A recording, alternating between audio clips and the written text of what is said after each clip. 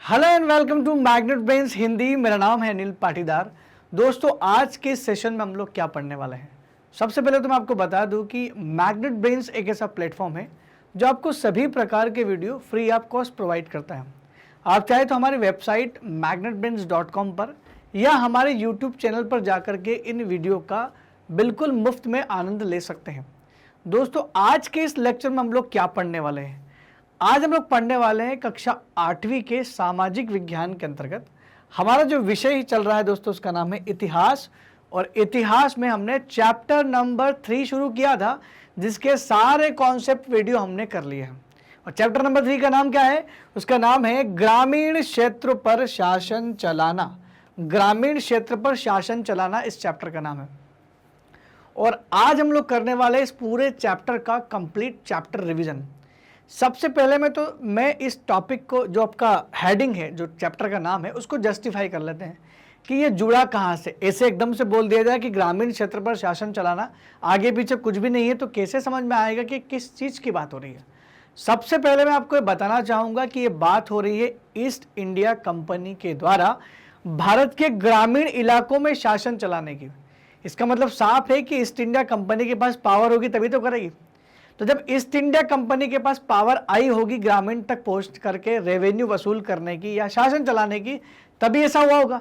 तो ऐसा कब हुआ, थोड़ा बैकग्राउंड में आपका क्लियर कर दूं कि ऐसा कब हुआ कि ईस्ट इंडिया कंपनी को गांव तक जाना पड़ा और गांव से वहां पर शासन करना शुरू किया।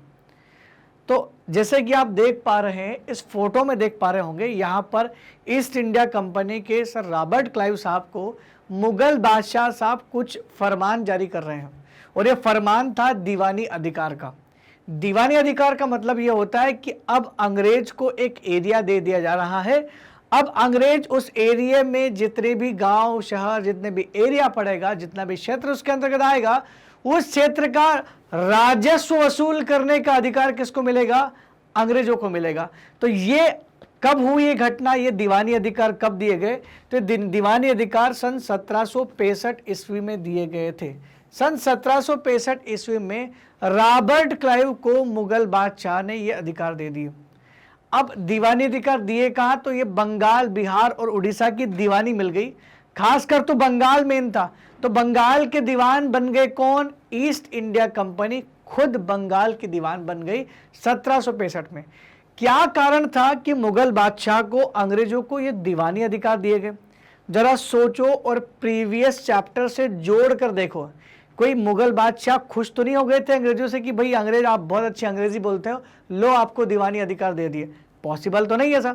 लेकिन ऐसी कौन सी घटना थी जिसके चलते मुगल बादशाह को मजबूरी में इनको दीवानी अधिकार दिए? खुशी खुशी नहीं दिए थे, मजबूरी में दिए थे। और उस घटना का नाम है दोस्तों बक्सर का युद्ध। आपको बताया ना कि बक्सर का युद्ध अंग्रेजों ने जीत लिया था, लेकिन किसके विरुद्ध जीता था? 3 अलग अलग शक्तियां लड़ी थी अंग्रेजों के खिलाफ। एक थे बंगाल के नवाब मीर कासिम। याद रखना दोस्तों, बंगाल के नवाब मीर कासिम के साथ लड़ाई हुई। दूसरे, एक साथ 3 लड़े थे, जिसमें से एक कौन थे? बंगाल के नवाब मीर कासिम। दूसरे थे अवध के नवाब शुजा-उद-दौला। और तीसरे थे मुगल बादशाह शाह आलम द्वितीय।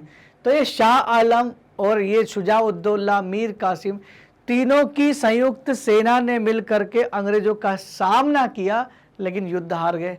और हारने वाले को जीतने वाले की शर्तें तो मानना पड़ेगी।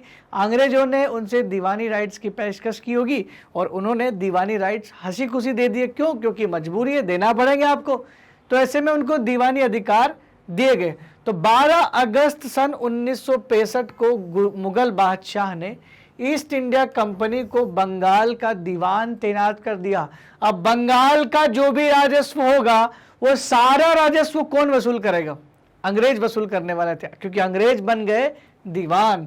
दीवान के तौर पर अंग्रेजी कंपनी अपने नियंत्रण वाले भूभाग के आर्थिक मामलों की मुख्य शासक बन गई थी। अब उस भूभाग यानी बंगाल में जितने भी आर्थिक मामले होते थे, आर्थिक मतलब पैसों से जुड़े हुए, राजस्व से जुड़े हुए मामले थे, उनकी शासक कौन बन गई, मतलब जो भी निर्णय अगर कुछ लेना है, लगान बढ़ाना है, घटाना है, क्या करना है, किससे लेना है, कितना लेना है, ये कौन तय करेगी? ईस्ट इंडिया कंपनी तय करेगी। क्यों? क्योंकि दीवान कौन बन गई? ईस्ट इंडिया कंपनी बन गई। थोड़ा कुछ समझ में आ रहा है आपको? कुछ जोड़ पा रहे हैं पिछले लेक्चर से? तो अगर आपने कनेक्ट कर लिया तो ये फुल चैप्टर रिवीजन आपका सबसे बेस्ट होने वाला है, ये यकीन मानिए, क्योंकि इसको कड़ी जोड़ के चलेंगे तो इतिहास को मजा आएगा पढ़ने में आपको। अब उसे अपनी जमीन का शासन चलाने और आमदनी को व्यवस्थित करने का रास्ता ढूंढना था। अब समस्या क्या हो रही थी? एक तो व्यापार भी करना, अब भी अंग्रेजों का ध्यान व्यापार में था, उनको व्यापार करना है, प्लस अंग्रेजों को इतना बड़ा सोर्स मिल गया, तो अब उन्होंने क्या सोचा कि अब हम लोग जो इंग्लैंड से सोना मंगा रहे हैं, अंग्रेज 1765 से पहले क्या करते थे? अंग्रेज 1765 से पहले पूरी तरह से व्यापारिक कंपनी तो थी ही। अब वो क्या करते थे? व्यापारिक कंपनी क्या करती है? कहीं से चीज़ उठाती है, यहाँ से वहाँ बेचती है।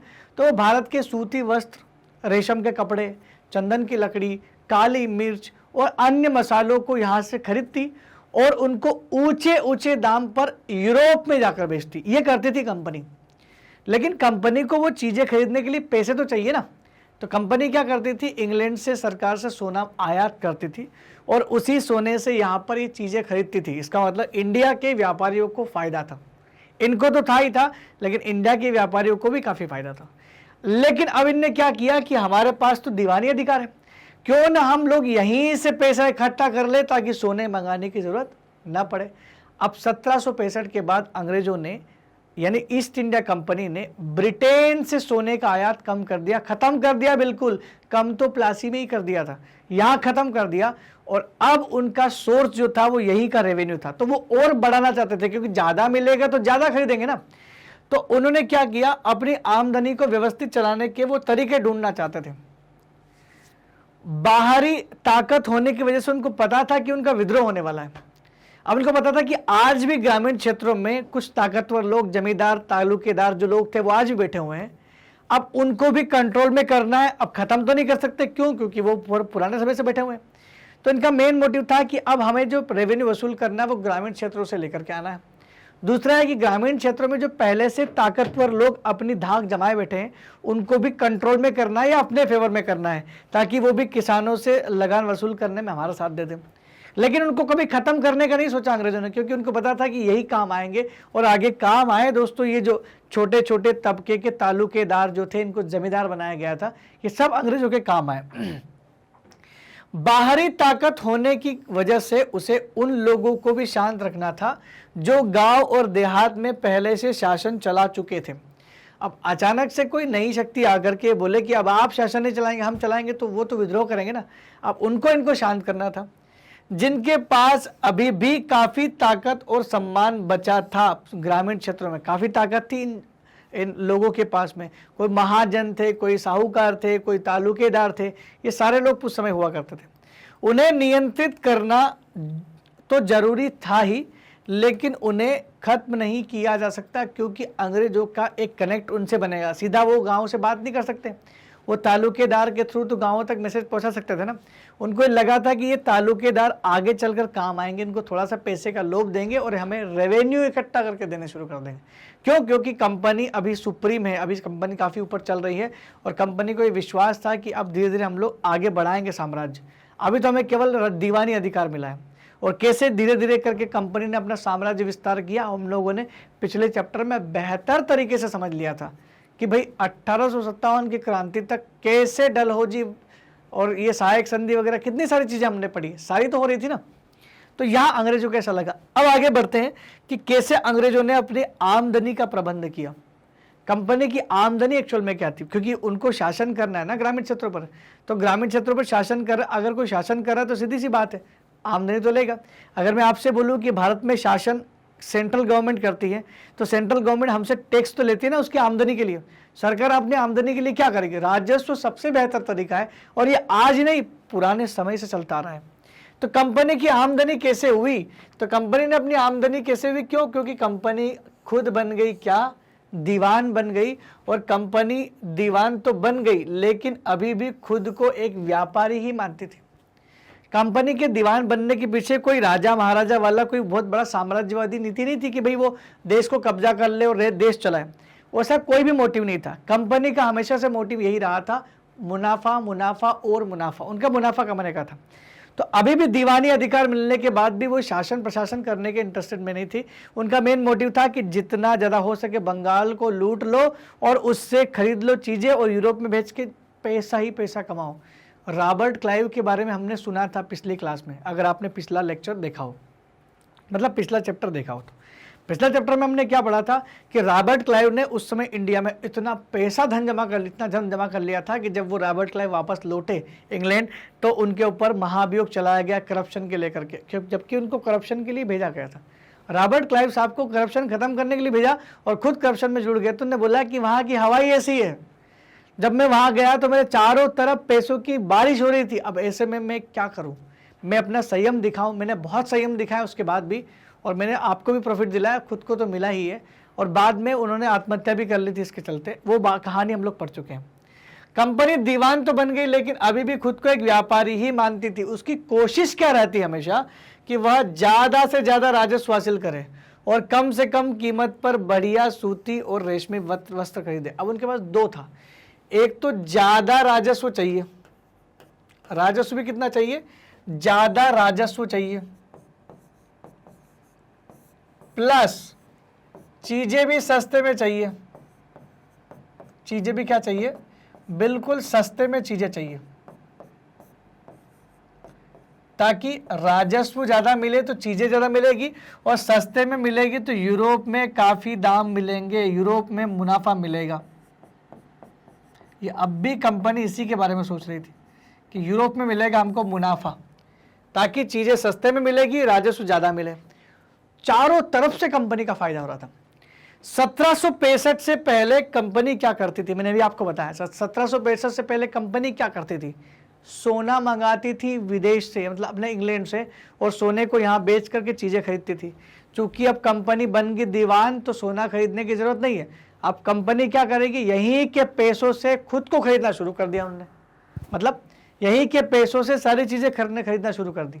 समझ रहे क्या हो रहा है। तो 1765 में कंपनी ब्रिटेन से सोना और चांदी आयात करती थी उससे पहले, और अब कंपनी ने ये आयात करना बंद कर दिया क्योंकि कंपनी का राजस्व का स्रोत सबसे बड़ा मिल गया था, किसान मिल गए थे उनको। अब बंगाल में इकट्ठा होने वाले पैसे से ही निर्यात के लिए चीजें खरीदी जा सकती थी। अब देखिए, आप ही का चित और आप ही का पट, हेड और टेल दोनों आपके, आप जो चाहे वो कर सकते हैं। तो वही बात होगी ना कि आपके पास इतनी पावर है कि आप चाहे तो चीज़ें बहुत सस्ते में खरीद सकते हैं, और लगान भी बहुत ज़्यादा ले रहे हैं। दोहरा अत्याचार हो रहा था किसानों के साथ, चीज़ें भी सस्ते में बेचनी पड़ रही थी, और इसका परिणाम ये हुआ कि 5 साल बाद 1770 में बहुत बड़ा अकाल पड़ गया था। इतना लूटा इन्होंने इस बंगाल को, इतना ज़्यादा रेवेन्यू वसूला कि ये भूल गए कि वहाँ इंसान रहते हैं, और उन इंसानों पर इतना अत्याचार हुआ कि भाई उनके पास खाने के लाले पड़ गए, और 1770 में तो अकाल पड़ गया। आपको बताइए अकाल क्या होता है। अकाल मतलब होता है सूखा पड़ जाना, सालों तक बारिश नहीं हो रही, फसलें नहीं हो रही है, खाने को दाने नहीं है। जब खाने को दाने नहीं होते तो उसी को बोलते हैं अकाल, और उससे लोग मरते चले गए। 1 करोड़ से ज़्यादा लोग, सोचो ये उस समय का सरकारी आंकड़ा, किसने गिना, ज़्यादा भी हो सकता है। 1 करोड़ लोग अकेले बंगाल में मौत की नींद सो गए थे। कब, 1770 की बात बता रहा हूँ मैं। बंगाल की अर्थव्यवस्था संकट में आ गई थी। क्यों आ गई थी, क्योंकि अगर आप किसी जगह पर पैसा लगाओगे नहीं है, लोगे ले जाओगे तो नुकसान तो होगा ना। तो बंगाल की अर्थव्यवस्था इसलिए संकट में आ गई क्योंकि अंग्रेजों के पास आ गया था दीवानी अधिकार। अंग्रेज बंगाल के लिए कुछ नहीं करना चाहते थे, बस बंगाल को जितना जाए उतना जो है उनको लूटना चाहते थे। दोस्तों, एक अंग्रेज व्यक्ति थे जिनका नाम था जॉन सुलिवन।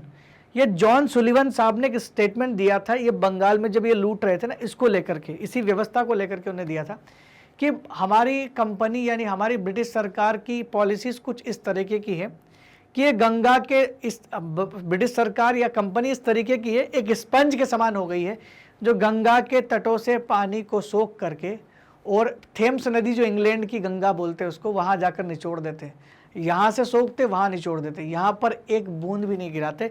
इसका मतलब ये है कि अंग्रेज हमसे जो राजस्व ले रहे थे उस राजस्व का 1% भी भारत की ग्रोथ में नहीं लगा, या 1% भी कृषि में निवेश नहीं कर रहे थे। इसलिए बंगाल की अर्थव्यवस्था को क्या हो गया, संकट में चलेगी। अर्थव्यवस्था संकट होना मतलब पैसों की भारी कमी आ जाना। बंगाल की अर्थव्यवस्था एक गहरे संकट में फंसती जा रही थी।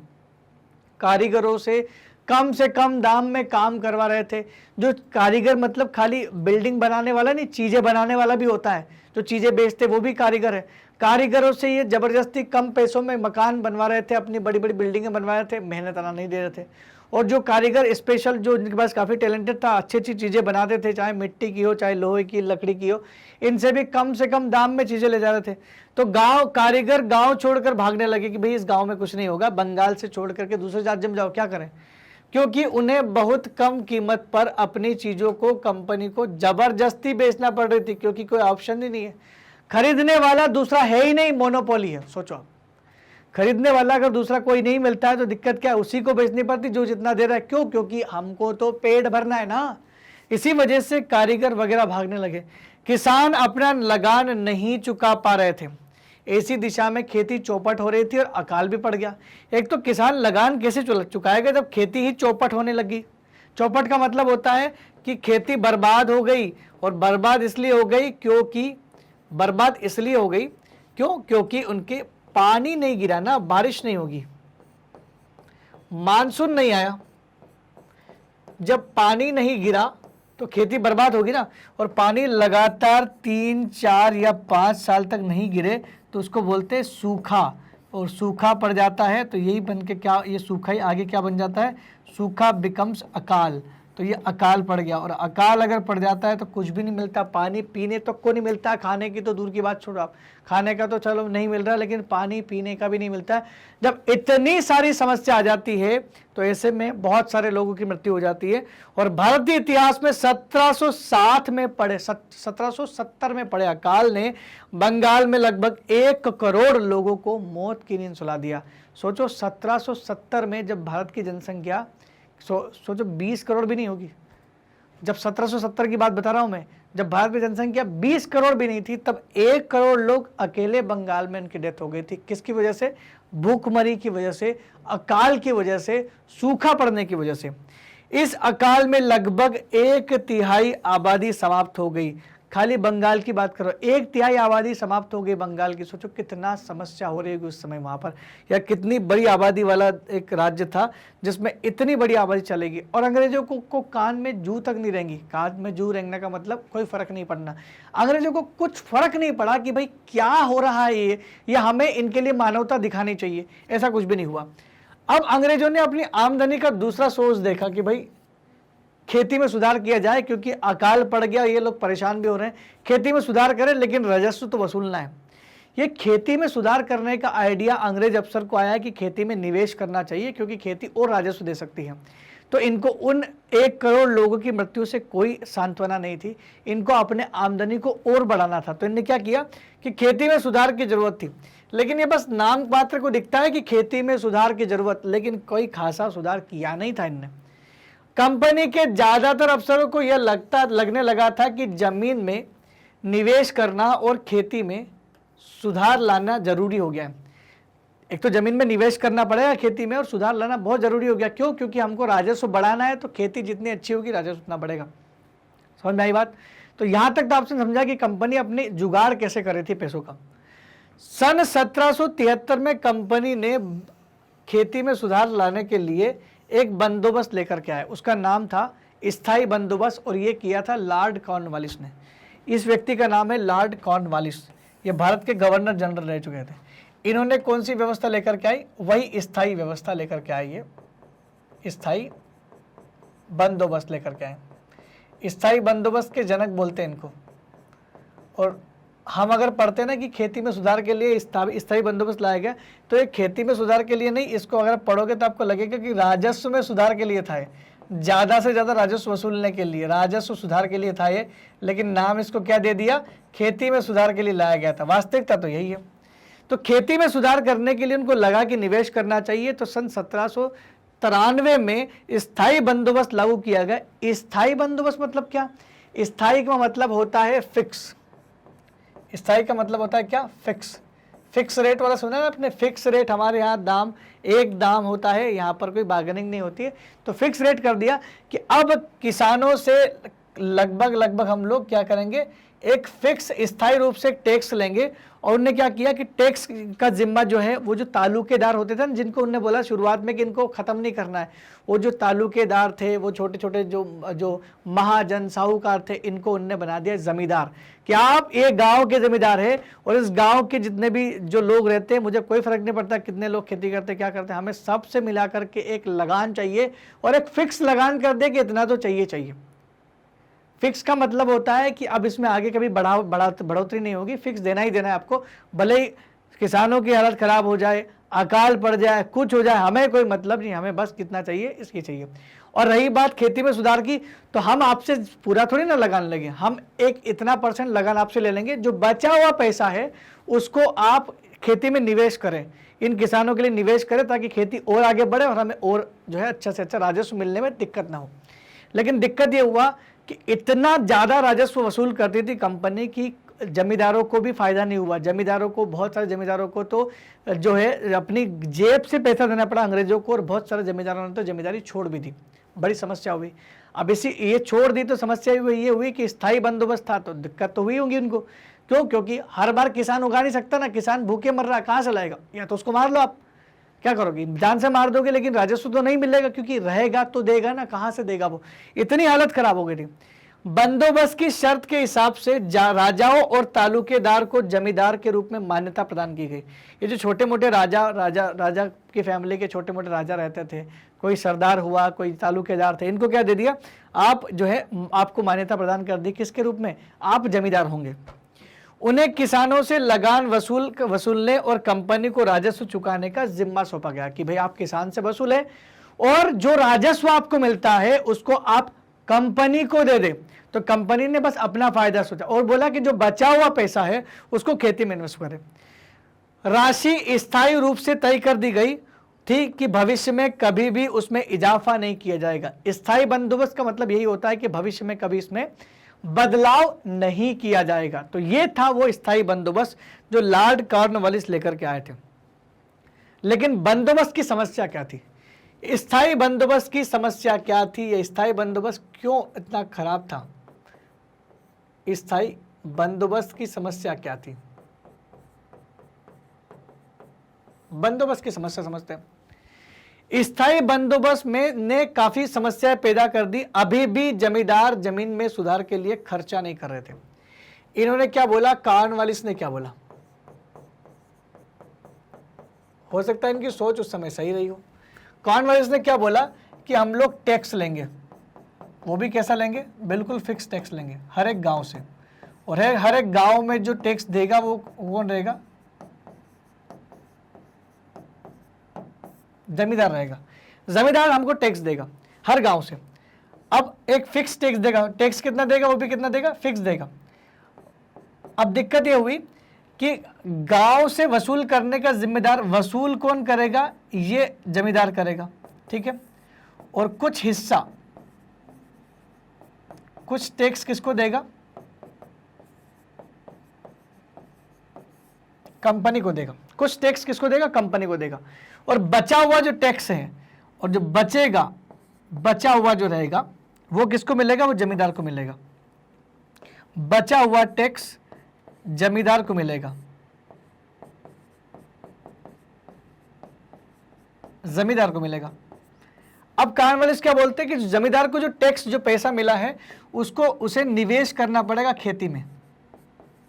निवेश करना है कहाँ? वो भी कृषि कार्य में निवेश करना है। लेकिन जमींदारों को तो इतना फायदा हो ही नहीं रहा था।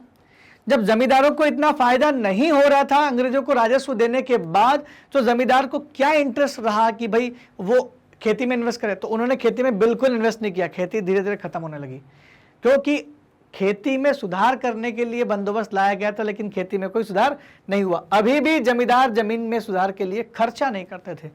कंपनी ने जो राजस्व तय किया था वह इतना ज्यादा था कि उसको चुकाने में जमींदारों को भी भारी परेशानी हुई। इतना ज्यादा फिक्स कर दिया। किसी साल बारिश कम हुई तो फसल कम हो जाती है ना। हम लोग आज भी तो देखते हैं, हर साल एक जैसी फसल नहीं होती। कभी गेहूं की रिकॉर्ड बम्पर आवक होती है, तो कभी कभार गेहूं बिल्कुल पिट भी जाते हैं। कभी कभार सोयाबीन की रिकॉर्ड अच्छी बम्पर आवक होती है, तो कभी कभार बहुत डाउन चले जाते हैं। प्राइस देखते हैं आप, तेल के कितने बढ़ जाते हैं। ये सब क्यों होता है? आवक के हिसाब से।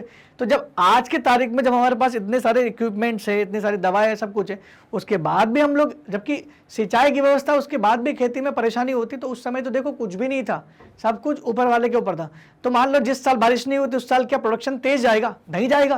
प्रोडक्शन कम जाएगा तो किसान कैसे लगान देंगे? और किसान इतना लगान नहीं देंगे तो जमींदार कैसे इकट्ठा करके कंपनी को दे देगा? अब कंपनी को पूरा लगान नहीं जाने लगा, तो कंपनी ने बोला कि जो जमींदार के साथ जो है लगान नहीं देगा, उस जमींदार की जो जमींदारी है वो छीन ली जाएगी, किसी और को दे देंगे, क्योंकि लाइन में लगे लोग मांगने के लिए। तो और जमींदार, कुछ जमींदार ने अपनी जमींदारी बचाने के चक्कर में जेब से पैसे दिए अंग्रेजों को कि भाई हाँ आपका ले लो ये, और जो चूक जाता उसको देनी पड़ी। क्यों? क्योंकि नुकसान बहुत हो रहा था, पैसे। अब किसान लगान कैसे चुकाए, जबकि किसान की जो खेती की जो फसलें होती थी वो तो अंग्रेज जो बिल्कुल सस्ते में खरीदते थे। किसानों की चीज़ों के मूल्य नहीं थे और राजस्व ज़्यादा था, तो कंपनी को सोचना था इस बारे में। इस वजह से ये फेल हो गए। जो जमींदार राजस्व चुकाने में विफल हो जाते उनकी जमींदारी तक छीन ली जाती। अभी भी अंग्रेजों को कोई फर्क नहीं पड़ता उससे कि हमें इनके लिए सांत्वना दिखानी है, उनको तो बस राजस्व चाहिए। अब आगे क्या हुआ? 19वीं सदी में थोड़े से अच्छे दिन आए। अच्छे दिन किसके आए? ये आए खाली जमींदार के। किसानों के तो कभी अच्छे दिन आए भी नहीं थे। बाजारों में बदलाव हुआ 19वीं सदी में। 19वीं सदी के पहले दशक तक बाजार में कीमतें बढ़ी। भारतीय सामानों की कीमतें धीरे धीरे बढ़ी। अब भारतीय सामान की कीमतें बढ़ी। मान लो स्थायी बंदोबस्त में जो व्यवस्था की गई थी वो ये थी, स्थायी जो बंदोबस्त रखा गया था उसमें व्यवस्था की गई थी कि मान लो एक गांव है, एक गांव में जमींदार को बोला कि आप इस गांव से एक फिक्स रेट देना है, हमें 10,000 रुपये देना है। ठीक है भाई, जमींदार ने बोला 10,000 रुपये दे दूंगा। 19वीं सदी में क्या हुआ? 19th सेंचुरी में जब भाव बढ़े तो उस गांव का टोटल रेवेन्यू, मान लो पहले जमींदार को 20,000 मिलते थे तो 10 कंपनी को देता था, 10 खुद रखता था, कभी कभार खेती में भी इन्वेस्ट करना पड़ता। तो अब 19वीं सदी में क्या हुआ? वो इनकम होके बढ़ गई 50,000 रुपये। 50,000 रुपये इनकम होगी। क्यों? क्योंकि कीमतें बढ़ गई। अब कंपनी को तो फिक्स है 10,000 ही देना है, लेकिन 10,000 तो 10 के तो दे दिया कंपनी को, और बचा कितना? 40,000। ये किसको जाता? सीधा जमींदार को। 19वीं सदी की शुरुआत में जमींदार को बहुत फायदा होने लगा। अंग्रेजों के लगा तो नुकसान हमारा है, जबकि किसानों को तो अब भी कोई फायदा नहीं। क्यों? क्योंकि किसान ज्यादा उगाते तो जमींदार ज्यादा वसूल लेता, किसान कम उगाते तो भी किसानों से उतना ही लिया जाता। तो किसान के लिए तो ये बिल्कुल दमनकारी नीति थी। तो इससे जमींदारों की आमदनी में तो सुधार आया, लेकिन जमींदारों को अभी भी जमीन की बेहतरी में कोई इंटरेस्ट नहीं था। अभी भी जमीन को लेकर के इतना वो बहुत नहीं था कि जमीन में सुधार किया जाए ताकि अच्छा पैदा हो। 1-2 साल हो गए तो मजा आ गया। दूसरी तरफ गांव में किसान को यह व्यवस्था बहुत दमनकारी दिखाई दी और किसान का लगान बहुत ज्यादा था। ये और बढ़ाते जा रहे थे जमींदार, इनके पास इतना अधिकार था कि बढ़ा दे। और लगान चुकाने के लिए अक्सर महाजन से कर्ज लेना पड़ता था, और अगर लगान नहीं चुका पाते तो अपनी जमीन से बेदखल भी कर दिया जाता। मतलब किसानों की जमीनों से भी समस्या होने लग गई थी उनको। किसको? ये किससे? जमींदारों से। तो ये स्थायी बंदोबस्त, आप समझ सकते हैं कि स्थायी बंदोबस्त में जो कितना खराब था। शुरुआत में तो बहुत समस्या जमींदारों को भी हुई, लेकिन बदलाव ये आया कि कीमतें बढ़ी तो जमींदारों को फायदा हुआ। अंग्रेजों को तो जो मिल रहा था मिल ही रहा था, लेकिन किसानों को और नुकसान हो गया। लेकिन यहाँ अंग्रेजों को नुकसान हो रहा था कि भाई जमींदार हमसे ज्यादा कमा रहा है। तो उनने क्या किया कि भाई समस्या तो है, इस चीज को बदलने के लिए नई व्यवस्था तो लानी पड़ेगी। इसी वजह से हमारे देश में स्थायी बंदोबस्त को हटा करके कुछ हिस्सों में, सब में नहीं, नई व्यवस्था लाएगी जिसको बोला गया महालवाड़ी बंदोबस्त। तो आप समझते हैं कि महालवाड़ी बंदोबस्त क्या था, क्यों लाया गया, क्या कमियां थी उसमें? कमियां हम लोग समझ चुके हैं, फिर से दोबारा कनेक्ट करूंगा इसको मैं। जब भी कोई पुरानी व्यवस्था आती है, अगर उसमें कोई कमियां हैं तो उसको हटा करके नई व्यवस्था लाई जाती है। तो ये जो महालवाड़ी बंदोबस्त लाया गया था, क्यों लाया गया था, इसको थोड़ा सा हम लोग समझते हैं। इससे पहले खेती में सुधार करने के लिए लॉर्ड कॉर्नवालिस साहब एक व्यवस्था लेकर के आए थे जिसका नाम था स्थायी बंदोबस्त। और स्थायी बंदोबस्त का मतलब यह है कि एक फिक्स राशि तय की गई गांव में कि आपको यहाँ से इतना ही राजस्व लेना है। राजस्व को वसूलने का जिम्मा जो है वो जमींदारों को दे दिया था। जमींदार नाम का एक पद बनाया गया था, तालुकेदार और राजाओं को जमींदार में कन्वर्ट किया, और जमींदार आपको क्या देंगे, अंग्रेजों को कुछ फिक्स देते थे राजस्व, और जो बचा हुआ था वो जमींदार के पास होता था। और इस बंदोबस्त में यह कहा गया था कि जमींदार क्या करेंगे, उन पैसों को खेती में इन्वेस्ट करेंगे ताकि खेती थोड़ी बढ़ेगी। लेकिन जमींदारों ने ऐसा नहीं किया, और शुरुआत में इतनी ज़्यादा टैक्स रेट थी कि जमींदार भी खुद टैक्स नहीं भर पा रहे थे, और कई सारे जमींदारों की तो जमींदारी भी छिन गई थी। लेकिन 19वीं सदी में क्या हुआ, जमींदारों को बहुत फायदा हुआ क्योंकि रेट बढ़ गई थी, किसानों को बहुत मतलब फसलों के रेट बढ़े। किसानों को तो नहीं फायदा मिला, किसान तो अब भी परेशान, लेकिन जमींदारों को बहुत पैसा मिला। लेकिन कंपनी को तो फिक्स मिलता था, क्यों, क्योंकि स्थायी का मतलब होता है स्थायी, आप चेंज नहीं कर सकते। बस ये कंपनी को राजस्व में जो घाटा हो रहा था, इसको खत्म करने के लिए बंगाल के उत्तर पश्चिम इलाकों में एक नई व्यवस्था लाई गई जिसका नाम था महालवारी बंदोबस्त। ये महालवारी शब्द क्या है, पहले इसको समझ लेते हैं और पहले देखते हैं कि क्यों इसको लाया गया। देखिए, 19वीं सदी की शुरुआत में अधिकारियों को यकीन हो चुका था कि स्थायी बंदोबस्त में दोबारा बदलाव लाना जरूरी है, क्योंकि ये स्थायी हो चुका है, साल हो चुके, सालों गुजर चुके, अब तो रेट बढ़ाना पड़ेगा। महल का मतलब क्या होता था, महल मतलब होता था एक ब्रिटिश राजस्व दस्तावेजों में महल एक राजस्व इकाई होती थी, और महल का मतलब होता है गांव या गांव का ग्रुप, या हो सकता है यहां पर गांव का एक मुखिया भी हो। तो अब राजस्व की जिम्मेदारी जो भ्रष्ट, जो बीच में जो बिचौलिए थे, जो कंपनी को नुकसान दे रहे थे जमींदार, उनको यहां से हटा दिया गया। अब सीधा राजस्व का जिम्मा गांव या गांव के समूह को या किसी मुखिया को दे दिया गया था। तो देखो कितना बदलाव है इसमें। बंगाल प्रेसिडेंसी के उत्तर पश्चिम प्रांतों में सबसे पहले ये योजना लाई गई थी, ये स्कीम महलवारी बंदोबस्त। और किसने लागू किया था, होल्ट मैकेंजी नामक एक अंग्रेज ने नई व्यवस्था तैयार की गई जिसे 1822 में लागू किया गया महलवारी बंदोबस्त। और स्थायी बंदोबस्त कब लागू किया गया था, 1793 में, 1793 में लाया गया था। लॉर्ड कॉर्नवालिस साहब लेकर के आए थे। अब उसकी कमियां थी तो नया लेकर के आए, महलवारी लागू किया गया। गांव के एक एक खेत के अनुमान के हिसाब से अनुमानित राजस्व को जोड़कर हर गांव या गांव समूह को से वसूल होने वाले राजस्व का हिसाब लगाया जाता है कि कौन से गांव से कितना आना है। हिसाब लगाया जाता है कितने गांव में कितने किसान है, कितना राजस्व है। ये उससे थोड़ी ठीक, अंग्रेजों के लिए मैं बोल रहा हूं, किसानों के लिए तो कोई व्यवस्था ठीक नहीं थी। भले ही कहा जाता है कि खेती में सुधार करने के लिए, इन्वेस्ट करने के लिए बंदोबस्त लाए गए, लेकिन ये बंदोबस्त अंग्रेजों को अपने राजस्व का करना था, बस यही बंदोबस्त था। तो महलवारी बंदोबस्त ऐसा कुछ था। इसमें और क्या था, इस राजस्व को स्थायी रूप से तय नहीं किया गया, जो कि स्थायी बंदोबस्त की कमी थी। कॉर्नवालिस के स्थायी बंदोबस्त की कमी यह थी कि वहां पर राजस्व बिल्कुल स्थायी था, बढ़ा नहीं सकते थे।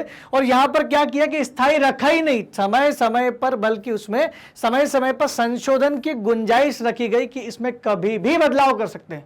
सोचो कितना बदलाव आया। राजस्व कंपनी को अदा करने का जिम्मा जमींदार की बजाय अब गांव के मुखिया या गांव के समूह को ही दे दिया कि अब सीधा गांव से उठाएंगे, गांव के मुखिया से उठाएंगे, कोई जमींदार बीच में नहीं होगा, और पूरा जितना आया सारा का सारा ले लेंगे। अब बीच में कोई इंटरफेयर नहीं कि भाई जमींदारों को फायदा हो या बीच में इनको फायदा हो। इस व्यवस्था को कहा गया महलवारी व्यवस्था। और महल का मतलब होता है गांव या गांव का समूह। ध्यान रखना, हो सकता है कि क्वेश्चन पूछ लिया जाए, महल मतलब क्या, तो गांव या गांव के समूह को ही महल कहा जाता था। यह ब्रिटिश दस्तावेज के अनुसार था। अब तीसरी व्यवस्था पढ़ते हैं। देखिए, हमारे देश में जहां जहां अंग्रेजों का राज था वहां वहां स्थायी बंदोबस्त कॉर्नवालिस गवर्नर जनरल थे, उन्हें लागू कर दिया। कमियां हुई तो उत्तर पश्चिम भाग में तो महलवारी आ गया, लेकिन दक्षिण में तो अभी भी स्थायी बंदोबस्त चल रहा था। जब दक्षिण भारत में अभी भी स्थायी बंदोबस्त चल रहा है, इसका मतलब वहां कमियां अभी भी थी, वहां पर बहुत नुकसान अभी भी हो रहा था अंग्रेजों को। तो उनने वहां के लिए, दक्षिण भारत के लिए मुनरो साहब थे एक, तो ये मुनरो जो थे, इन्होंने एक नई व्यवस्था इजाद की जिसका नाम क्या था, रैयतवारी। इसका नाम था रैयतवारी बंदोबस्त, रैयतवारी बंदोबस्त। ये नई व्यवस्था लाई गई, रैयतवारी बंदोबस्त। अब रैयतवारी बंदोबस्त कहां लाया गया, दक्षिण ब्रिटिश के जो नियंत्रण वाले दक्षिण भारतीय इलाकों में भी स्थायी बंदोबस्त की जगह नई व्यवस्था अपनाने का प्रयास किया गया, और उसी व्यवस्था का नाम क्या रखा गया, रैयतवार या रैयतवारी का नाम दिया गया। सर टॉमस मुनरो नाम का व्यक्ति थे। सर टॉमस मुनरो ने इस व्यवस्था को विकसित किया था और धीरे धीरे पूरे दक्षिण भारत में यही व्यवस्था लागू हो गई। और उत्तर भारत में कौन सी व्यवस्था चल रही थी? महलवारी।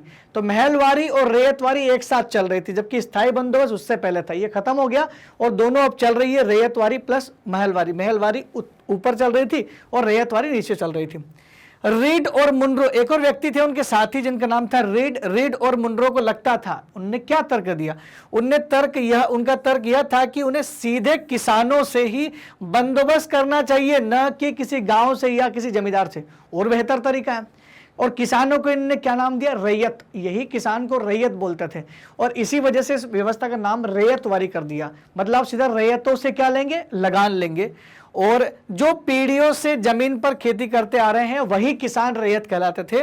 मुनरो का मानना था कि अंग्रेजों को एक पिता की भांति किसानों की रक्षा करना चाहिए।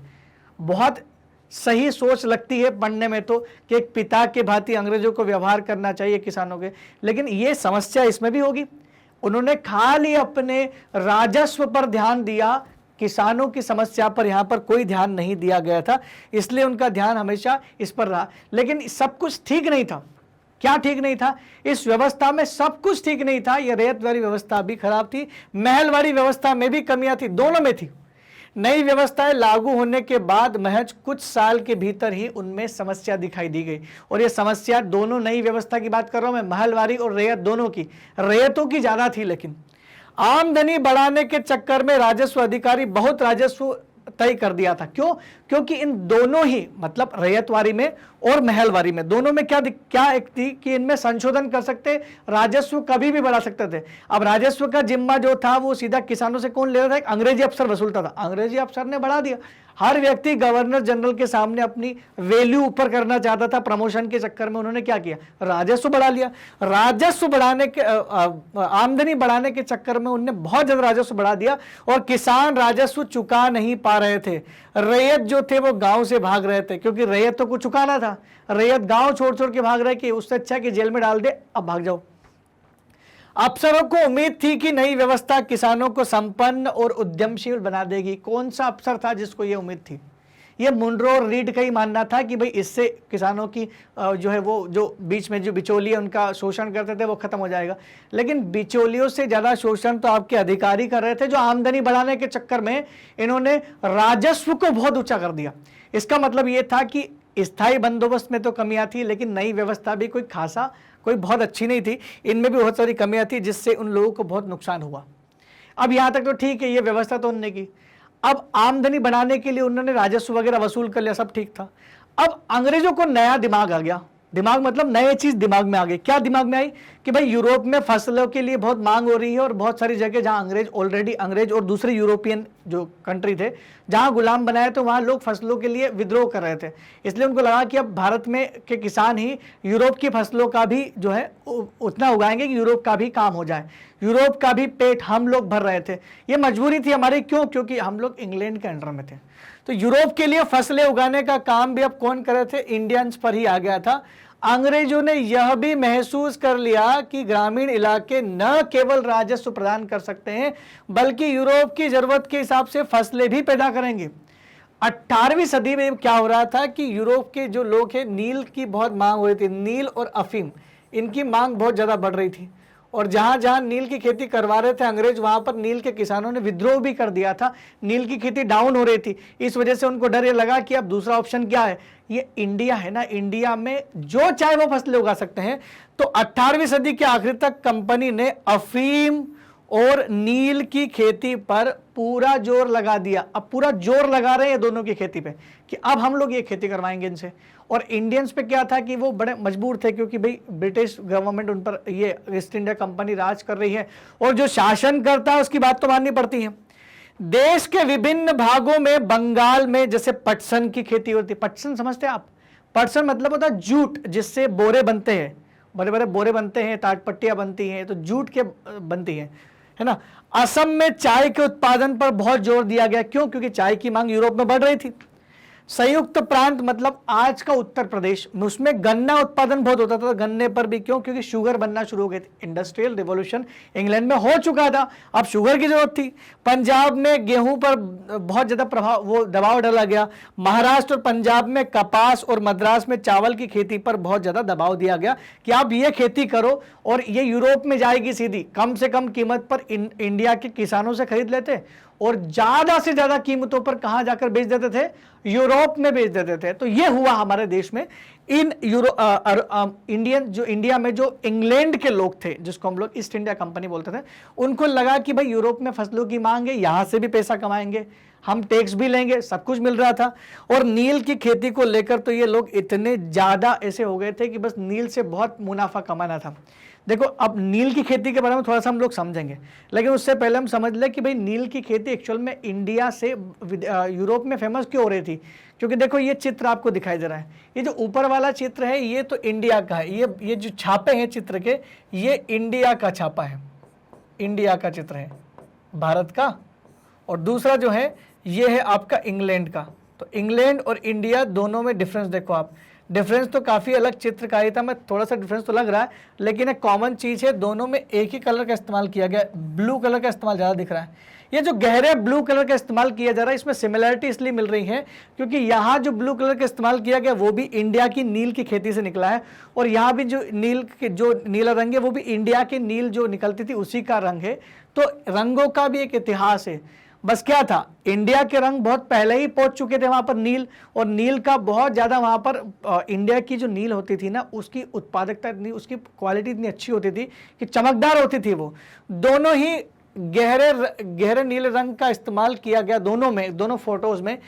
वह नील नाम के पौधे से निकाला जाता था, और 19वीं सदी में ब्रिटेन के मॉरिस के छापे, ब्रिटेन में मॉरिस नाम के छापे जो थे उसमें इस्तेमाल किया गया था। नीला रंग जो है वो भारत की पौधे से ही तैयार किया जाता था, यहां से जाता था वो। लेकिन शुरुआत में नील की खेती इतनी ज्यादा होती नहीं थी, जो लोग करते थे वो भेज देते थे, और काफी ऊंचे दाम थे इंडिया के नील के। जब अंग्रेज नहीं आया उससे पहले तो बहुत महंगी थी नील। उस समय भारत दुनिया में नील का सबसे बड़ा स्रोत था, इतना बड़ा स्रोत हो गया था। क्यों? क्योंकि दुनिया में दूसरे लोग जो है वो नील की खेती बंद कर रहे थे। अब नील के लिए उन अंग्रेजों को लगा कि सबसे बड़ा स्रोत तो इंडिया हो सकता है, क्योंकि एक तो अच्छी भी है और नील की क्वालिटी भी है। भारतीय नील की मांग क्यों थी? क्यों भारतीय नील की मांग इतनी बढ़ गई थी? उसका कारण था, भारतीय नील की मांग इतना बढ़ने का कारण यह था कि नील का जो पौधा होता है वो उष्णकटिबंधीय क्षेत्र में उगता है। उष्णकटिबंधीय क्षेत्र में आपको बता दूं कि उष्णकटिबंधीय क्षेत्र क्या होता है। ये आपका ग्लोब है, ग्लोब में ये आपका 0 डिग्री है ये वाला, ठीक है। 0 डिग्री मतलब विषुवत रेखा को बोलते हैं हम लोग। थोड़ा बहुत अगर ज्योग्राफी आपने पढ़ा है, या क्लास के दौरान मैंने भी थोड़ा बहुत ज्योग्राफी आपको पढ़ाया ही था इसमें, तो आपको समझ में आ जाएगा कि ग्लोब में अक्षांश रेखाएं, देशांतर रेखाएं क्या होती है। तो 0 डिग्री अक्षांश रेखा को हम लोग विषुवत रेखा बोलते हैं। विषुवत रेखा से ऊपर 30 डिग्री तक, 30 डिग्री वाला एरिया, और ये नीचे वाला 30 डिग्री वाला एरिया, ये जो पूरा एरिया है ये कहलाता है आपका उष्ण कटिबंधीय क्षेत्र। क्या कहलाता है?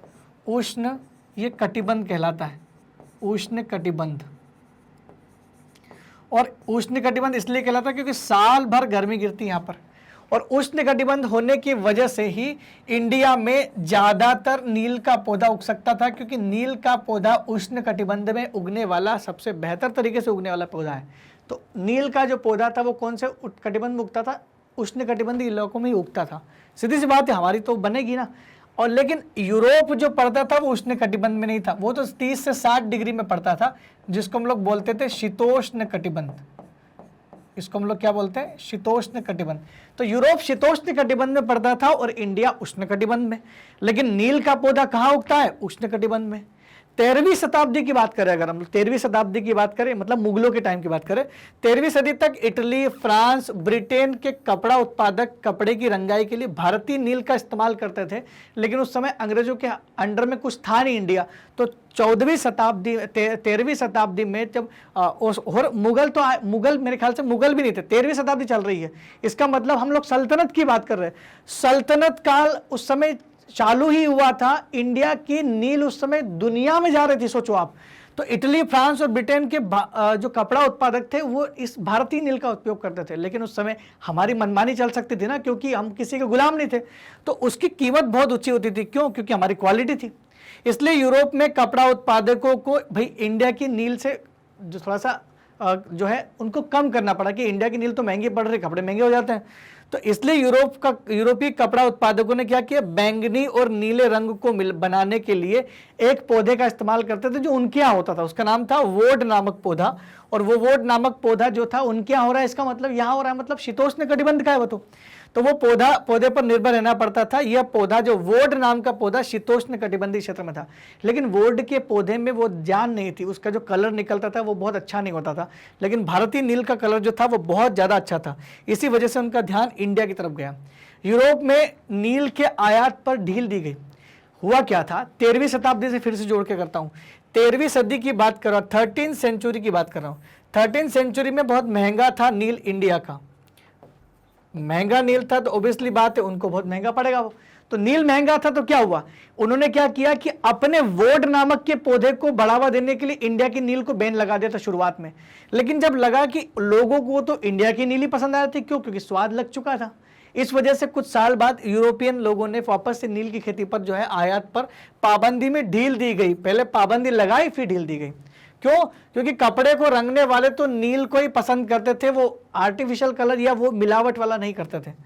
नील से बहुत चमकदार नीला रंग मिलता था, और जबकि वोड से मिलने वाला रंग जो था वो काफी बेजान होता था और फीका पड़ जाता था। तो लोगों को तो अच्छा चाहिए था, अच्छा पहनना था। 17वीं सदी तक यूरोप कपड़ा उत्पादकों ने नील के आयात पर लगी पाबंदी को में ढील दे दी। जो 13वीं शताब्दी में क्या बात धीरे धीरे लगा रहे थे वो कि नील कम करें नहीं तो हम लोग बर्बाद हो जाएंगे, क्योंकि इंडियन नील तो महंगी पड़ रही थी। अब 17वीं शताब्दी में उनको लगा कि भारतीयों के हाथ में हो गया सब कुछ, अब मतलब भारत का जो सिस्टम है वो इंग्लैंड के हाथ में हो गया। तो अब वो मन माने दाम पर खरीद सकते थे, मतलब कम से कम दाम पे खरीद सकते थे और अधिक से अधिक बेच सकते थे। कैरेबियाई द्वीप में फ्रांसीसी लोग नील की खेती करवाते थे कैरेबियंस लोगों से। कैरेबियाई मतलब समझते हैं आप, कैरेबियाई अटलांटिक महासागर में कैरेबियन समुद्र पड़ता है, कैरेबियाई सागर, जिसमें क्यूबा, हवाना, जमैका और ये जमैका, बरमुंडा, ये छोटे छोटे देश होते हैं जिनको वेस्ट इंडीज के नाम से भी जानते हैं। वो जमैकन्स लोग जो हैं वो जमैकाई द्वीप में फ्रांसीसियों के गुलाम थे, और फ्रांसीसी लोग उनसे क्या करवाते थे, नील की खेती करवाते थे। ब्राजील में पुर्तगाली लोग नील की खेती करवाते थे। वहीं जमैका में ब्रिटिश सरकार का वर्चस्व था, जमैका नाम के देश में वो करवाते थे। वेनेजुएला में स्पेनिश लोग नील की खेती करवाते थे। लेकिन इन सभी जगहों पर जो नील की खेती होती थी दुनिया में, वहां के लोगों ने धीरे धीरे विद्रोह करना शुरू किया और वो सरकार के खिलाफ हो गए। तो दिक्कत क्या हुई, दिक्कत ये हुई कि 18वीं शताब्दी के आखिर तक भारतीय नील की मांग और बढ़ गई। क्यों, क्योंकि वहां के लोग ने मना कर दिया, वो विद्रोह करे, तो अब नील की मांग बढ़ी क्योंकि इंडिया एक अच्छा ऑप्शन था। ब्रिटेन में औद्योगिकरण का युग शुरू हो गया था और नील की मांग और तेज हो रही थी। सन 1783 से सन 1789 तक, 89 तक 20 दुनिया के उत्पादन जो है आधा रह गया था। क्यों, क्योंकि दुनिया में चल रहा था नील का पूरा विरोध। हम नील की खेती नहीं करेंगे। आपके एनसीईआरटी में बुक खोल कर देखना, वहां पर आपको एक फोटो दिया गया होगा। कुछ चीजें तो भले ही हटा दी हमारे यहाँ पर, कुछ चीजें दूसरे देशों के जो विद्रोह थे उसको फोटो को नए सेशन में हटा दिया, नए सिलेबस में, लेकिन आपको अपने बुक में तो मिल जाएगा वो। ब्रिटेन के जो रंगरेज होते थे, जो कपड़ों का काम करते थे रंग वाले, अब नील की आपूर्ति के लिए बेचैनी से किसी और स्रोत की तलाश कर रहे हैं। क्यों, क्योंकि दुनिया में बहुत कमी हो गई एकदम से। अब नया सोर्स ढूंढ रहे थे, इसलिए उनको भारत की ओर देखना पड़ा कि अब भारत एक गुलाम है, बहुत बड़ा देश है और अच्छा खासा काम कर सकता है। इसलिए भारत में ब्रिटेन की बढ़ती दिलचस्पी, किसमें, नील की खेती में बढ़ती दिलचस्पी, और 18वीं शताब्दी के आखिरी दशकों में ही बंगाल में नील की खेती तेजी से फैलने लगी। शुरुआत में हो सकता है किसानों को सही लगा कि भाई नील की खेती हो रही, बागान मालिक उनको कर्जे पे कर्जे दिए जा रहे थे। 1788 में ब्रिटेन द्वारा आयात नील का लगभग 30% ही इंडिया से आता था। इंडिया से जो टोटल जो नील का आयात इंग्लैंड वाले करते थे पूरी दुनिया से, इंडिया का हिस्सा खाली 30% था। कब की बात हो रही, 1888 में। लेकिन कुछ ही साल बाद 1810 में भारतीय नील का हिस्सा जो है वो 95% हो गया पूरा। पहले कितना था, पहले 30% था, अब इतना बढ़ा दिया उनने कि 95% हो गया। इसका मतलब इंडिया में नील की खेती कितने जोरों पर हो रही थी। कंपनी के अफसर और व्यावसायिक एजेंट नील के उत्पादन में पैसा लगाने लगे थे।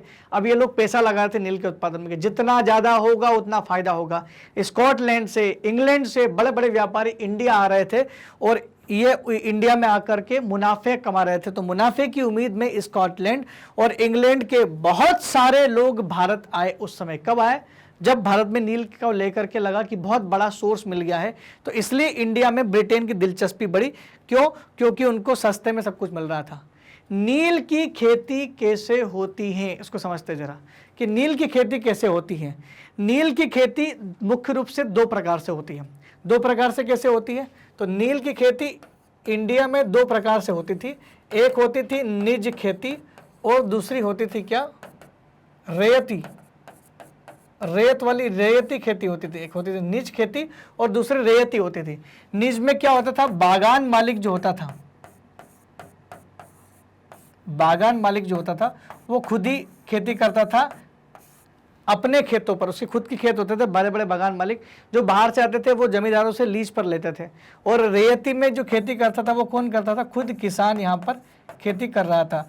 तो रेयती वाली जो नील की खेती होती थी उसमें किसान खुद खेती करता था और किसान जो है वो कर्ज लेता था कंपनी से या इन लोगों से, जो बागान मालिक थे इनसे कर्ज लेता था और इनको देता था। दो तरीके से हो रही थी। शुरुआत में निज बहुत चली, लेकिन बाद में बंद हो गई और रेयती पर बहुत ज़्यादा ध्यान दिया गया। तो दोनों है क्या? नील की खेती कैसे होती है? तो नील की खेती दो प्रकार से, दो मुख्य तरीके थे, एक निज और एक दूसरी रेयती, जो मैंने आपको बता दिया यहाँ पर। निज खेती व्यवस्था में बागान मालिक खुद अपनी जमीन पर नील का उत्पादन करते थे मजदूरों की हेल्प से। अगर उनके खुद के बागान नहीं होते, खुद की जमीन नहीं होती, तो जमींदारों से भाड़े पर लेते थे, जमींदारों से जमीन भाड़े पर लेते थे और मजदूरों की से काम पे लगाकर नील की खेती करते थे। कौन? ये बागान मालिक। बहुत कम पैसा देते थे मजदूरों को और शोषण भी करते थे। लेकिन दिक्कत क्या हुई? दिक्कत है कि नील की खेती करना कोई छोटी मोटी बात नहीं थी। निज खेती की बहुत समस्या थी। समस्या ये थी कि नील की खेती केवल उपजाऊ जमीन पर ही होती थी। ये कोई ऐसी कम उपजाऊ जमीन पर होती भी नहीं थी। तो इसके लिए अच्छी से अच्छी उपजाऊ जमीन चाहिए थी। दूसरा, बड़े बड़े खेत चाहिए थे। छोटे छोटे खेत में मुनाफा ही नहीं निकल पाता। तो एक तो बड़े बड़े खेत चाहिए थे, कम और उपजाऊ से उपजाऊ जमीन पर ही केवल ये उगती थी। अब उन्होंने किया क्या कि भाई दूर करेंगे बहुत खेती तो वहाँ से यहाँ तक लाना पड़ेगा, ट्रांसपोर्टेशन कास्ट बढ़ जाएगा। उस समय इंडिया में ट्रांसपोर्टेशन इतना अच्छा था नहीं। तो नील के जो बागान मालिक थे उन्होंने क्या किया, जो फैक्ट्री होती थी उनकी जहाँ से वो निर्यात करते थे, उसके आसपास के इलाकों पर कब्जा करने लगे, पट्टे लेने लगे और वहीं पर खेती करना शुरू की। अब आप खुद सोचिए कि जहाँ पर हमारे भारत के लोग किसान रहते हैं, उनकी जमीन छीनोगे आप तो टकराव तो होगा, तनाव तो पैदा होगा। तो तनाव और टकराव पैदा होने लगा नील की खेती को लेकर के। किनके बीच में? किसानों के बीच में, मजदूरों के बीच में, वहां के रहने वाले लोगों के बीच में।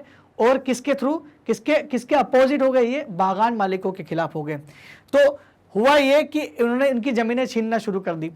तो नील की खेती केवल उपजाऊ जमीन पर की जा सकती थी और नील की खेती के लिए उन्हें बड़े बड़े भूखंडों की जरूरत थी।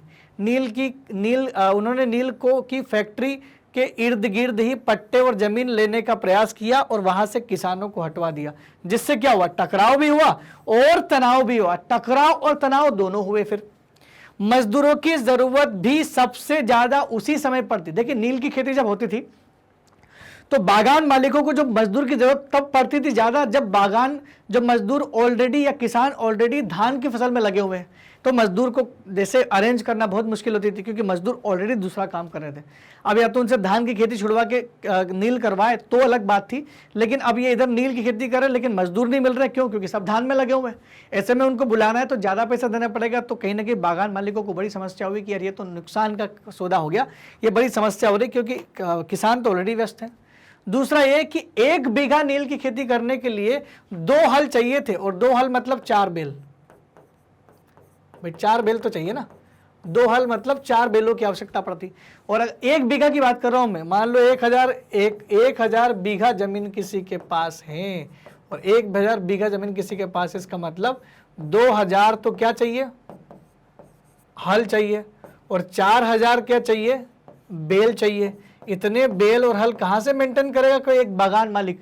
तो वो क्या करता था, किसानों से ले सकता था, किसानों के पास तो थे, उनसे उधार मांग लिया, उनको पैसे दे के हल चलवा सकता था। लेकिन समस्या क्या, समस्या ये कि जब नील की खेती होती तब सारे के सारे किसानों के बेल और हल कहाँ बिजी होते थे, वो धान के खेतों में बिजी थे। तो कैसे काम होता, तो बहुत नुकसान होने लगा था इनको। हलों को खरीदना और उनका रखरखाव करना बड़ी समस्या थी। जिस समय नील उत्पादकों को जरूरत होती थी उसी समय किसानों के हल और बैल भी चावल के खेतों में व्यस्त होते थे। धान मतलब चावल। 19वीं सदी के आखिरी तक इस व्यवस्था के तहत मतलब इतना नुकसान हुआ, इतना अच्छा परफॉर्मेंस नहीं था, इसलिए इस व्यवस्था के तरफ केवल 25% भूमि पर ही ये निज खेती होती थी, निज वाली बागान मालिकों वाली।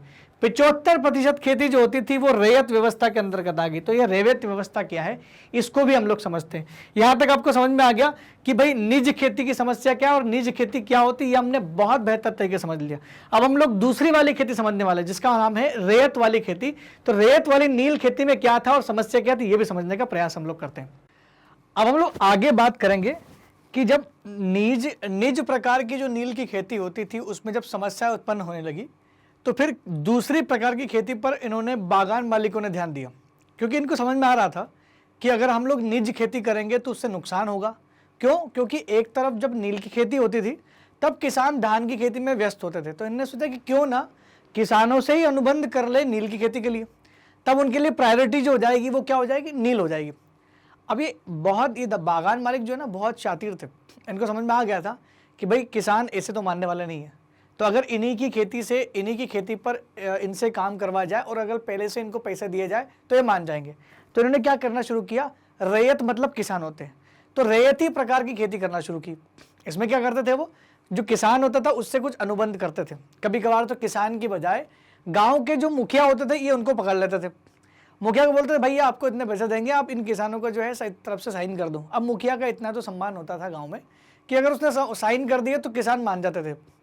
तो इन्होंने क्या किया, बागान मालिकों ने मुखिया से साइन करवा लिए, कभी कभार किसान भी मिल जाते थे उससे भी साइन करवा लिए, और ये बोला कि देखो हम आपको पहले से कर्ज देंगे, अगर हम लोग आपको कर्ज देंगे तो इसके हिसाब से आपको क्या करना है, कर्ज के हिसाब से आपको अपनी जमीन पे 25% जो जमीन होगी टोटल जमीन में से किसी भी किसान का, आपको 25% जमीन में कुछ भी नहीं करना है, बस क्या करना है आपको, खेती करना नील की।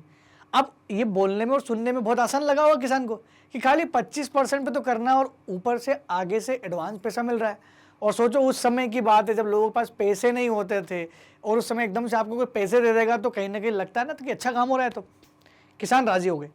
अब क्या हुआ कि निज खेती, रेती खेती का मतलब ये होता है कि किसानों से एक अनुबंध करना, अनुबंध मतलब एग्रीमेंट करना कि आप अपनी जमीन पर खेती करेंगे।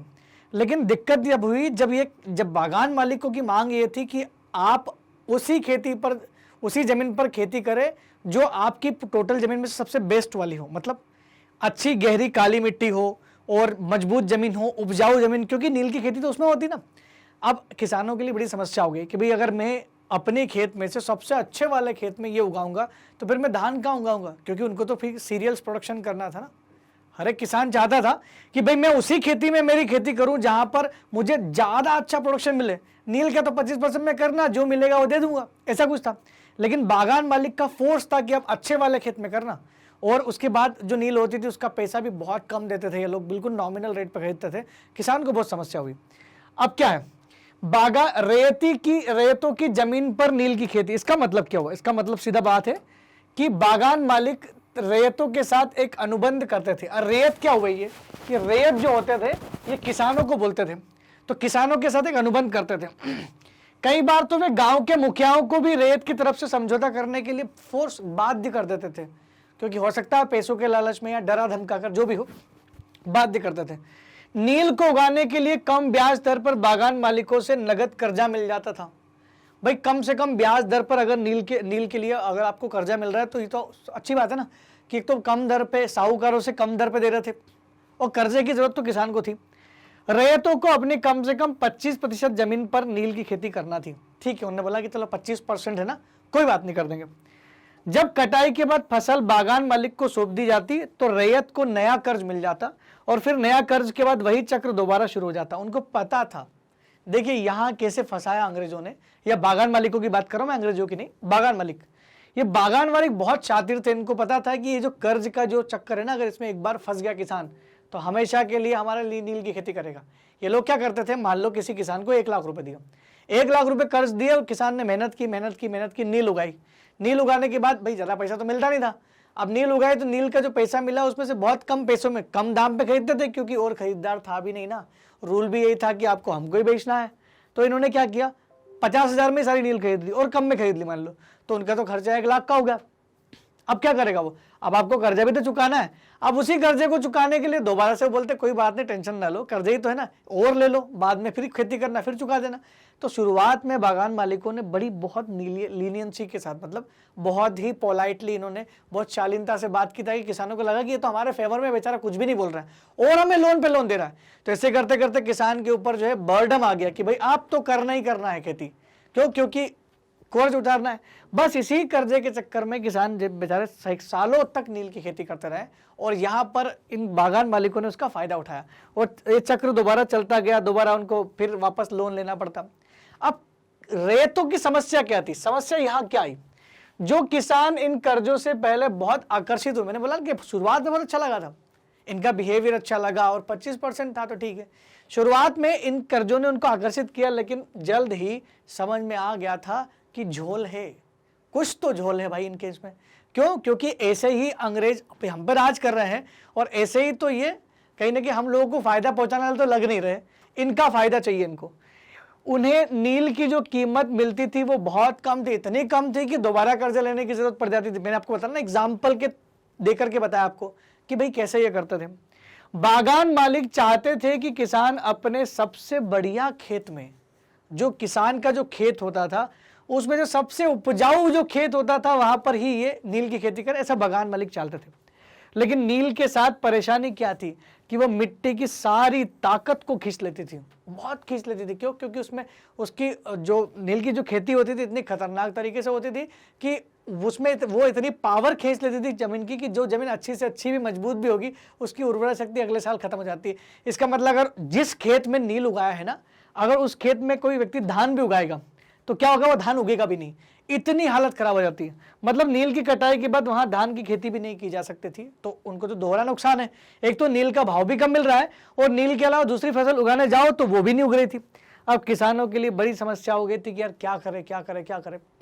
तो रैयतों ने क्या करना शुरू कर दिया, विद्रोह शुरू कर दिया और उसी को नाम दिया नील विद्रोह। उसी को क्या नाम दे दिया, इंडिगो रिवॉल्यूशन, नील विद्रोह हुआ। तो नील की खेती करने वाले किसानों ने विद्रोह कर दिया, उन्होंने बोला कि अब कुछ भी हो जाए लेकिन हम लगान नहीं देंगे, हम नील की खेती नहीं करेंगे, हम कर्जा नहीं लेंगे, सब मना कर दिया उनने। उनको हजारों रैयतों ने मिलकर किया, उनको पता था कि अगर हमने आज कदम नहीं उठाया तो कभी नहीं उठा पाएंगे। ऐसा क्यों हुआ, ये बात थी सन 1859 की, जब नील के किसानों ने विद्रोह किया। अब आप सोच रहे होंगे कि क्यों इतना किसानों में इतनी पावर कहां से आ गई। तो दोस्तों ये पावर आई थी 1857 की क्रांति से, जहां महारानी लक्ष्मीबाई और बहुत सारे वीर सेनानियों ने देश को आज़ादी दिलाने के लिए अपने हक की लड़ाई लड़ी थी और देश का पहला स्वतंत्रता संग्राम था वो 1857 की क्रांति।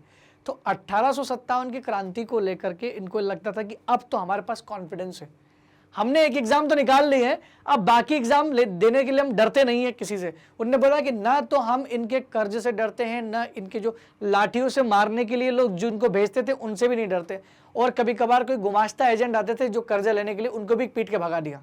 यहाँ तक कि बागान मालिकों को भी धमकी दे दी कि आप आए तो आपको भी पीट देंगे। अब देखो एकजुट हुआ, ये एकता में शक्ति है, ये रैयतों ने दिखा दिया था कि अब हम लोग ऐसे नहीं रहेंगे। और ये भी बोला कि भाई अगर मान लो कोई किसान हमारे अपोजिट जा करके, भाई हम तो विरोध कर रहे हैं लेकिन कोई किसान हमारे अपोजिट जाके अगर अंग्रेजों की इन बागान मालिकों की सेवा करता है या मदद करता है तो उसका सामाजिक बहिष्कार कर देंगे, उसको समाज में नहीं आने देंगे, ये फरमान जारी कर दिया। अब क्या था, अब भाई यही हुआ कि भाई सारे किसान एकजुट हो गए और बागान मालिकों के ऊपर गिरी गाज और ये रिवॉल्यूशन होना शुरू हो गया। इसी का फलस्वरूप ये हुआ कि अंग्रेजों को बीच में आना पड़ा। बीच में जब अंग्रेज आए तो उन्होंने इसका बचाव किया, बागान मालिकों को बचाया, लेकिन कहीं ना कहीं फैसला हमारे हक में हुआ। तो क्या विद्रोह हुआ, विद्रोह समझ लेते हैं। मार्च 1859 में बंगाल के हजारों रैयतों ने नील की खेती करने से इनकार कर दिया कि नहीं करेंगे, जाओ जो करना है वो कर लो।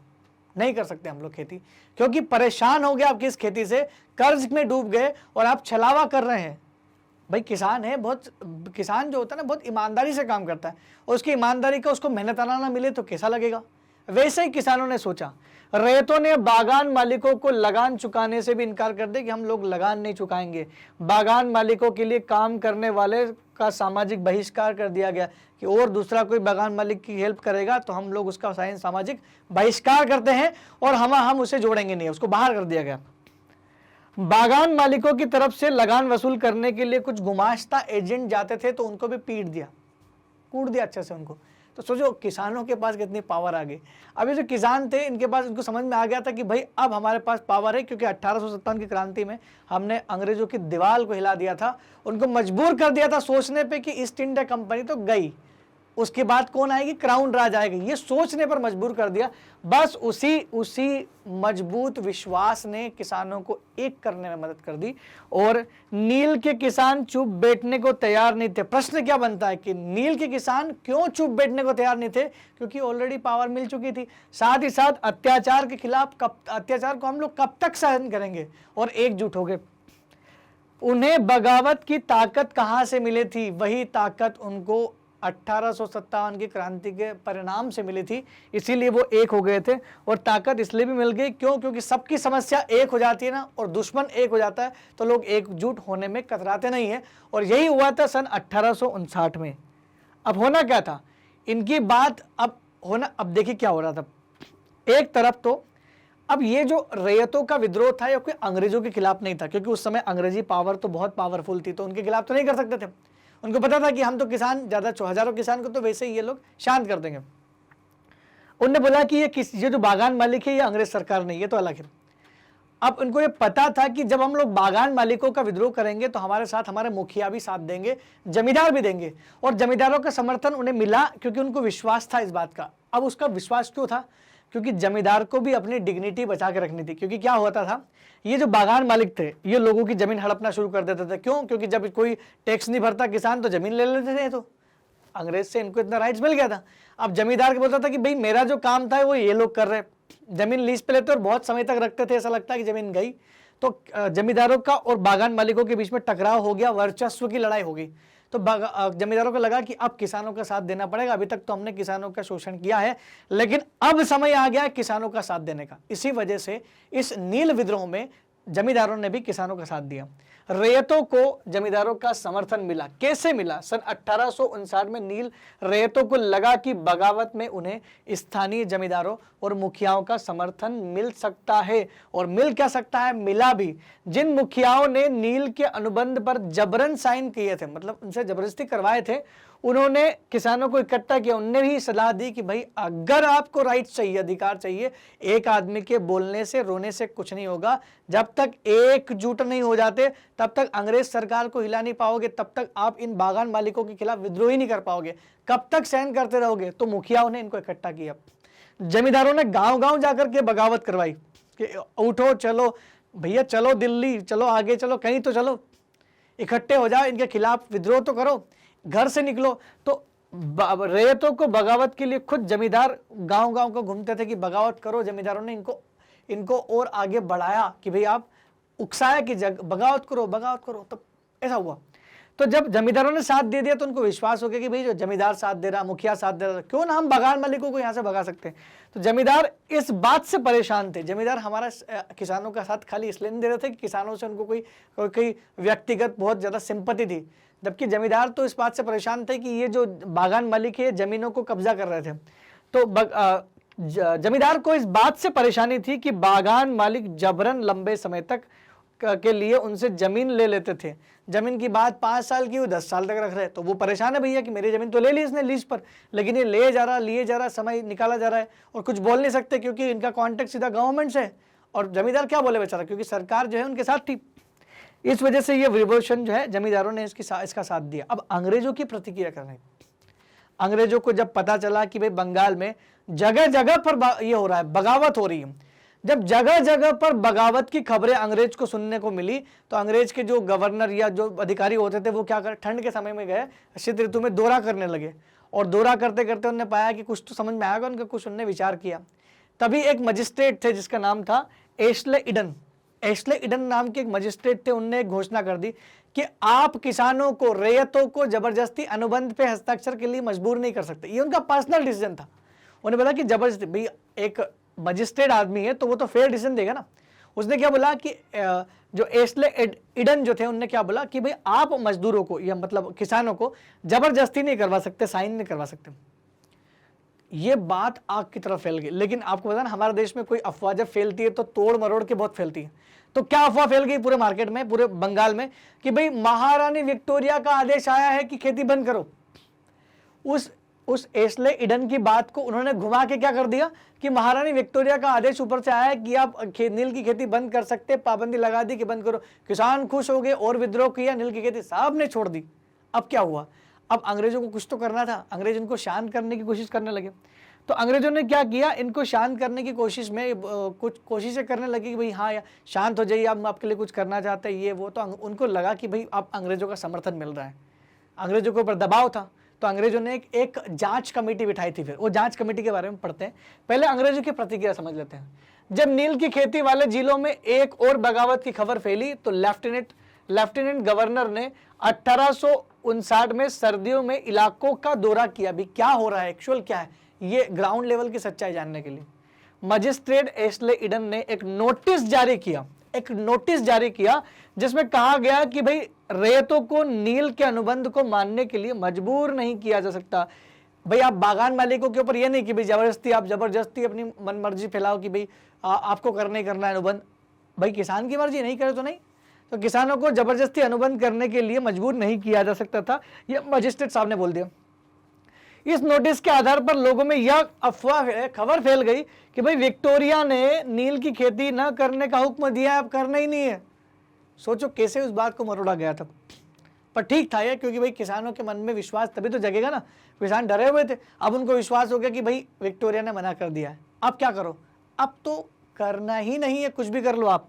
जैसे जैसे विद्रोह फैलता चला गया, कलकत्ता के कई पढ़े लिखे जो लोग होते थे उन्होंने रैयतों की दुर्दशा और बागान मालिकों की जोर जबरदस्ती के बारे में, अत्याचारी व्यवस्था के बारे में किताबों में भर भर के लिखा, न्यूज़पेपर में भर भर के लिखा। सत्ता तक बात पहुंच गई कि मेरे बागान मालिक कुछ तो गलत कर रहे हैं, क्यों इतने लोग इनके खिलाफ लिख रहे हैं। तो फिर अंग्रेज सरकार ने, जो उस समय सरकार थी अंग्रेजों की सरकार ने, ब्रिटिश गवर्नमेंट ने क्या किया, एक नील जांच कमीशन बिठाया सन 1860 में। एक नील जांच कमीशन बिठाया सर 1860 में, और नील उत्पादन व्यवस्था की जांच के लिए एक नील आयोग भी बना दिया कि भाई हाँ ठीक है, आयोग बनाया गया।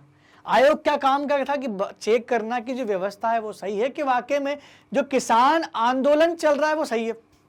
तो इस आयोग ने बागान मालिकों को दोषी पाया कि भाई ये गलत है, ये बागान मालिक दोषी है इस आंदोलन के लिए। जोर जबरदस्ती के लिए उनकी आलोचना भी की कि आपने जोर जबरदस्ती क्यों की। इस दुनिया में जब जब किसी ग्रुप को दबाया गया है तब तक आंदोलन ही हुआ है। इसलिए उनको पता था अंग्रेजों को कि पहले भी हम लोगों ने दबाया था, 1857 की क्रांति झेलनी पड़ी, अब दोबारा से अचानक से नई क्रांति नहीं झेल पाएंगे। उन्होंने बोला कि ये आयोग ने क्या किया कि उनको दोषी ठहराया कि बागान मालिक गलत है। आयोग ने कहा कि नील की खेती में रैयतों के लिए फायदे का सौदा नहीं है। नील की खेती रैयतों यानी किसानों के लिए कोई फायदे का सौदा नहीं है, ये फायदा तो बागान मालिक कर रहे हैं। लेकिन अगर कोई किसान नील की खेती करे तो फायदा तो मिलना चाहिए ना, वो नहीं मिल रहा था। आयोग ने रैयतों से कहा कि अभी जो मौजूदा अनुबंध आपने एग्रीमेंट कर लिया उसको तो पूरा कर लो, लेकिन भविष्य में आप चाहे तो एग्रीमेंट नहीं कर सकते और खेती भी बंद कर सकते हैं, मतलब नील की खेती बंद कर सकते हैं। आयोग की ये बात जो है जब पहुंची लोगों तक तो लोगों ने समझा कि सरकार का समर्थन है हमारे साथ, तो उन्होंने इसको अंग्रेजों का समर्थन मान लिया। और इस प्रकार नील का जो व्यापार है, इंडिया में जो नील की खेती है, बंगाल में जो हो रही थी, वो बिल्कुल क्या धराशायी गिर गई, एकदम से खत्म हो गई। लेकिन वो बागान मालिक को तो खाली मुनाफा चाहिए, वो ठहरने वाले का थे। तो उन्होंने क्या किया, बंगाल में खत्म हुई तो बंगाल के बाद बिहार की तरफ नील की खेती करने के लिए उधर इंटरेस्ट ध्यान दिया कि भाई बिहार बचा, अभी तो बंगाल में हुआ है आंदोलन, बिहार में थोड़ी हुआ है। बिहार में तो अभी भी किसान जो है कर्जे की वेट कर रहे, बागान मालिक किसान गए कहाँ पर, बिहार में। और बिहार में शुरू की नील की खेती, और वही नील की खेती 1917 के चंपारण सत्याग्रह के साथ खत्म हुई। फिर गांधी जी जब तक आए तब तक चलती रही, तो बिहार में तो और ज्यादा हालत खराब हो गई थी। इस बगावत के बाद नील का उत्पादन धराशायी हो गया, खत्म हो गया। बगावत के बाद तो नील विद्रोह के बाद खत्म हो गया। इसके बाद बागान मालिक बिहार की ओर ध्यान देने लगे कि भाई बिहार में कर लेंगे, भाई बंगाल में तो अब काम खत्म हो गया। महात्मा गांधी जब दक्षिण अफ्रीका से भारत लौटे तो बिहार के एक किसान ने चंपारण आकर नील के किसानों की दुर्दशा की जांच को देखने के लिए उन्हें आग्रह किया कि आइए महात्मा गांधी जी, हमारी हालात देखिए क्या है। 1917 में महात्मा गांधी का यह दौरा, जब वो 1917 में गए चंपारण, तो वो क्या देखते, वो देखते कि वहां के किसानों की हालात इतनी खराब है कि नील की खेती तो जबरदस्ती करना पड़ रही है, लेकिन खाने को दाना नहीं है और पहनने को कपड़ा नहीं है। महात्मा गांधी की आप देखो किस तरह के वो व्यक्तित्व थे। महात्मा गांधी जी ने उसी दिन से एक समय का भोजन करना शुरू कर दिया और साथ ही साथ जो है कपड़ा वो अभी आधा वस्त्र पहनना शुरू कर दिया। दूसरों के लिए त्याग करने वाला ही महान होते हैं, इसी वजह से महात्मा गांधी इतने महान हैं। और महात्मा गांधी का यह चंपारण आंदोलन उनका पहला सत्याग्रह आंदोलन था। सरकार ने उनको गिरफ्तार कर लिया, लेकिन फिर भी गिरफ्तारी के बाद भी वो माने नहीं। उसके बाद क्या हुआ, सरकार को घुटने टेकने पड़े और आखिरकार ये नील का जो सत्याग्रह था, जो चंपारण था, ये सफल हुआ और ये पहला सफलता सत्याग्रह था इंडिया में महात्मा गांधी का। इससे पहले सत्याग्रह कर चुके थे वो अफ्रीका में। आपने जरा तो इसके बारे में पढ़ा होगा कि अफ्रीका में भी महात्मा गांधी ने आंदोलन किया था। दोस्तों, अगर आपको हमारे वीडियो सीक्वेंस में नहीं मिल रहे ना तो घबराने की जरूरत नहीं है। क्यों? क्योंकि हमारे पास में दूसरा ऑप्शन भी है, magnetbrains.com। ये हमारा वेबसाइट है जहां पर आप जा सकते हैं, जहां पर आपको मिलेगा India 100% free number 1 online educational platform, जहां पर आपको मिलने वाला है सब कुछ फ्री। अब आप यहां पर टॉप कोर्सेज को एक्सप्लोर कर सकते हैं। अब आप यहाँ कर सकते हैं CBSE 6 to 12 का जो आपका है हिंदी मीडियम, इस पर क्लिक कीजिए और जैसे आप क्लिक करोगे आप क्लास 8 पर पहुंच जाओगे। क्लास 8 पर करना क्या है, बस क्लिक करिए और क्लास 8 के अंदर चले जाइए। अब यहाँ पर हर एक टीचर के सब्जेक्ट के बारे में यहाँ पर डिस्क्रिप्शन दिया गया। अब आपको करना क्या है, ये जो सब्जेक्ट है उसके नीचे लिखा होगा वॉच नाउ पर क्लिक करें और सब्जेक्ट के अंदर पहुंच जाए। अब आपको करना क्या है, ये जो आपके सब्जेक्ट दिख रहे हैं, सब्जेक्ट दिख रहा है ये सामाजिक विज्ञान, इसके अंतर्गत ये सिविक सब्जेक्ट है हमारा नागरिक शास्त्र, उसके सारे चैप्टर यहाँ पर लिखे गए 1 2 3 4 सीक्वेंस में सारे हैं यहाँ पर। अब आपको देखना है यहाँ लेक्चर भी लिखे, देखो ये 7 5 7, तो बस आपको क्लिक करना, लेक्चर पर क्लिक किया, वीडियो हो गया आपका शुरू। अब आप अपने आराम से नोट्स बना सकते हैं और तैयारी कर सकते हैं। दोस्तों, मैग्नेट ब्रेन्स आप लोगों के लिए लेकर के आया है 100% मुक्त शिक्षा, जो क्लास 6 से क्लास 12वीं तक के सभी विद्यार्थियों को दी जाती है। दोस्तों, अगर आपको हमारे वीडियो बहुत अच्छे लग रहे हैं तो कमेंट सेक्शन में लिख करके जरूर बताएं और साथ ही साथ हमारे वीडियो और हमारे चैनल को लाइक, शेयर और सब्सक्राइब करना बिल्कुल भी ना भूलें। तब तक के लिए दोस्तों धन्यवाद, थैंक यू वेरी मच।